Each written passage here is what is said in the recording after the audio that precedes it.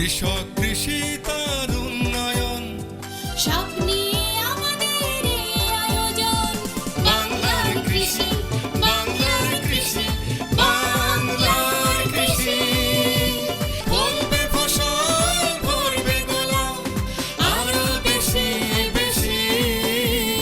বাংলার কৃষি, বাংলার কৃষি, বাংলার কৃষি, বাংলার কৃষি, বাংলার কৃষি। সুপ্রিয় দর্শক, বাংলাদেশ টেলিভিশনের প্রতিদিনের কৃষি বিষয়ক অনুষ্ঠান বাংলার কৃষি থেকে আপনাদের সবাইকে শুভেচ্ছা। কৃষি, তথ্য, প্রযুক্তি, পরামর্শ এই সব নিয়ে আমাদের প্রতিদিনের কৃষি বিষয়ক অনুষ্ঠান বাংলার কৃষি। কৃষক ভাইরা আমাদের আজকের বাংলার কৃষি অনুষ্ঠানে দেখবেন এ সময় মাঠ পর্যায়ে আপনার করণীয় সম্পর্কে একটি মাঠ প্রতিবেদন, সেই সাথে কৃষি বিষয়ক কিছু গুরুত্বপূর্ণ তথ্য এবং পরামর্শ, এবং শেষাংশে থাকছে মৎস্য ও প্রাণী সম্পদ বিষয়ক প্রতিবেদন। শুরুতেই মাঠ প্রতিবেদন।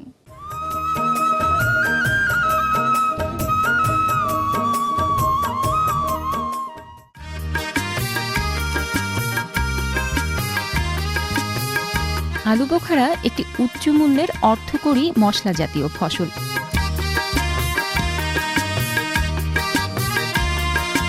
অর্থনৈতিকভাবে অত্যন্ত লাভজনক, উচ্চ পুষ্টিমান, সুগন্ধিযুক্ত এবং উন্নত ভেষজ গুণের কারণে এটি বেশ সমাদৃত। এর পাকা ও সংরক্ষিত ফল মশলা হিসেবে ব্যবহারে খাবারের গন্ধ ও স্বাদ বাড়িয়ে দেয়।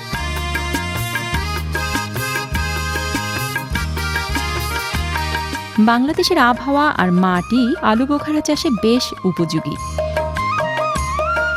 বাড়ি আলু বোখারা এক জাতটি উচ্চ ফলনশীল, সুগন্ধিযুক্ত, উচ্চ পুষ্টিমান সমৃদ্ধ।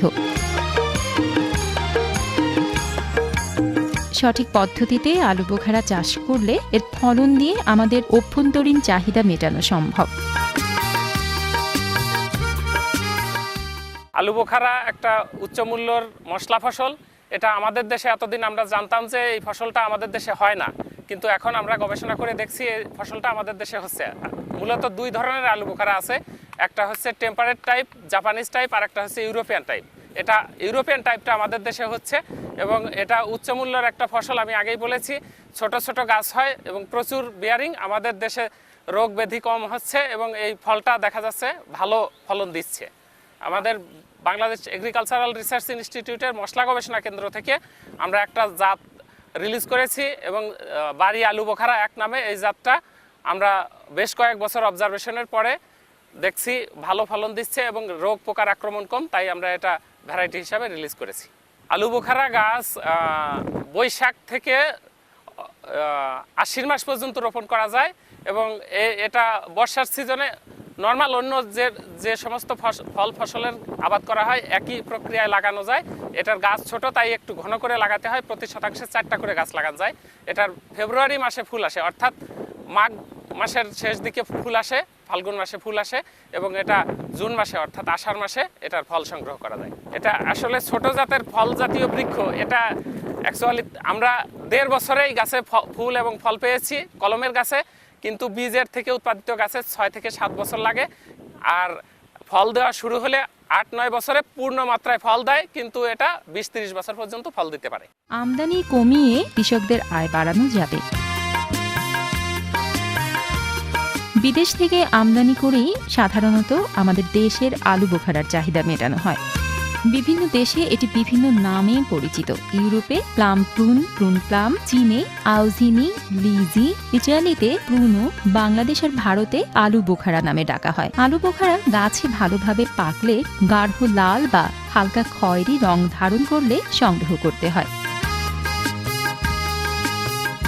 হালকা লাল বা হলুদ অবস্থায় সংগ্রহ করলে তা টক হয় বা হালকা তেতো স্বাদের হয়। 10 থেকে 20 বছর বয়সী গাছে 3000 পর্যন্ত ফল পাওয়া যায়। হেক্টর প্রতি 7 থেকে 10 মেট্রিক টন ফল পাওয়া যায়, যা থেকে 35 থেকে 40 লাখ টাকা আয় করা যায়। বাড়ি আলু বোখারা এক জাতটি প্রচুর ফল ধরে। আর রোগবালাইয়ের আক্রমণ কম হওয়ায় এটি চাষাবাদে উৎপাদন অনেক গুণ বাড়ানো যায়।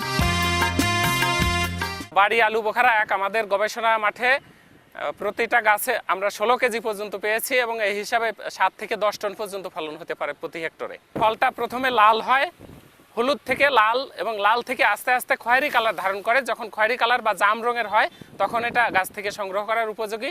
এটা যেহেতু নন ক্লাইমেট্রিক ফ্রুট, এই কারণে এটা গাছ থেকেই সম্পূর্ণ পাকাইয়ে সংগ্রহ করা উচিত এবং এটা সাধারণভাবে ফ্রিজে সংরক্ষণ করা যায়। সাধারণ তাপমাত্রা এটা 15 থেকে 30 দিন পর্যন্ত ভালো থাকে। আর রোস্টিং করে অর্থাৎ তেলে হালকা করে ভেজে চিনির শিরায় সংরক্ষণ আমরা করতে পারছি এবং এটা থেকে চাটনি, জ্যাম, জেলি এবং আচার তৈরি করে ভালোভাবে সংরক্ষণ করা যায়। বাংলাদেশের আবহাওয়ায় যে কোনো ধরনের মাটিতে হয়, শুধুমাত্র খেয়াল রাখতে হবে গাছের গোড়ায় যেন পানি না জমে। বিশেষ বাড়ির বসতবাড়ির আশেপাশে সামান্য খালি জায়গা থাকলে আলু বোখারা চাষ করা যায়, যেখানে রোদ পায়। আর পাহাড়ি অঞ্চল বা উচ্চভূমিগুলো আলু বোখারা চাষের জন্য সবচাইতে ভালো উপযোগী।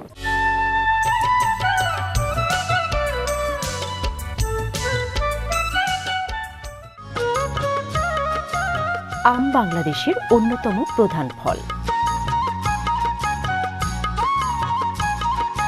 সাধারণ পদ্ধতিতে বীজ থেকে আমের আবাদ করলে ভালো জাতের আমের আসল বৈশিষ্ট্যের আম পাওয়া যায় না।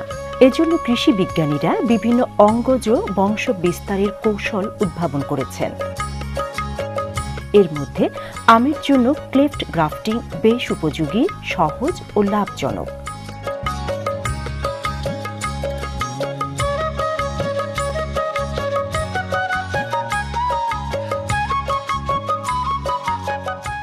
ক্লেফট গ্রাফটিংটা মূলত যে টেকনিক্যাল যে বিষয়টা আছে, এখানে জাইলেম এবং ফ্লোয়েম দুটো লেয়ার আছে। আমরা জানি এই লেয়ারের মাঝে একটা ক্যাম্বিয়াম লেয়ার থাকে। এই ক্যাম্বিয়াম লেয়ারটার সাথে যে সায়নটাকে কেটে ওখানে আমরা মূলত সায়নগুলো সেট করে দিই। সায়নটা নিয়ে আসি আমরা মূলত এখানে বিভিন্ন যে আধুনিক জাত, বাড়ি কর্তৃক উদ্ভাবিত যে আধুনিক জাতগুলো আছে, বাউ কর্তৃক উদ্ভাবিত যে আধুনিক জাতগুলো আছে এবং আমাদের দেশের ভিতরে যেমন দিনাজপুরের আছে সূর্যপুরি, তারপরে রংপুরের হাড়িভাঙ্গা, এরকম কিছু স্থানীয় যে জাতগুলো আছে সেগুলোও কিন্তু আমরা এখানে গ্রাফটিং করি এবং এগুলোর চাহিদা স্থানীয় পর্যায়ে অত্যন্ত ভালো। এছাড়া আমাদের প্রচলিত যে জাতগুলো আছে যেমন ল্যাংড়া, ফজলি, গোপালভোগ, খিরসাপাত, হিমসাগর, এগুলোর চাহিদাও ভালো, এগুলো আমরা করেছি। ক্লেফট গ্রাফটিং করার উপযুক্ত সময়ে যথাযথ কৌশল অবলম্বন করলে ভালো জাতের আমের কলম পাওয়া যায়।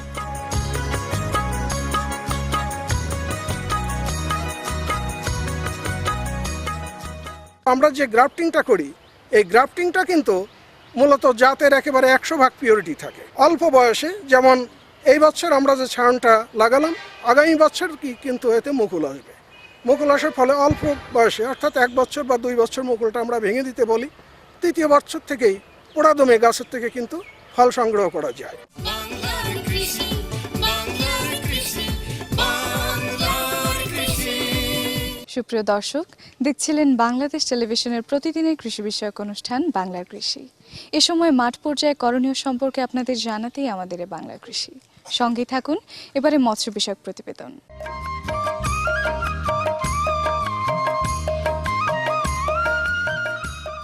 বাংলাদেশ মৎস্য গবেষণা ইনস্টিটিউট সামুদ্রিক মৎস্য প্রযুক্তি কেন্দ্র কক্সবাজারের এক গবেষণায় দেখা গেছে 0.5 মিলিমিটার পুরুত্বের সেলুলোয়েড বা মোটা গ্যাস পলিথিন শুটকি সিলার দিয়ে প্যাকেট করলে প্রায় 3 মাস পর্যন্ত শুটকি স্বাস্থ্যসম্মত ও গুণগত মান সম্পন্ন থাকে।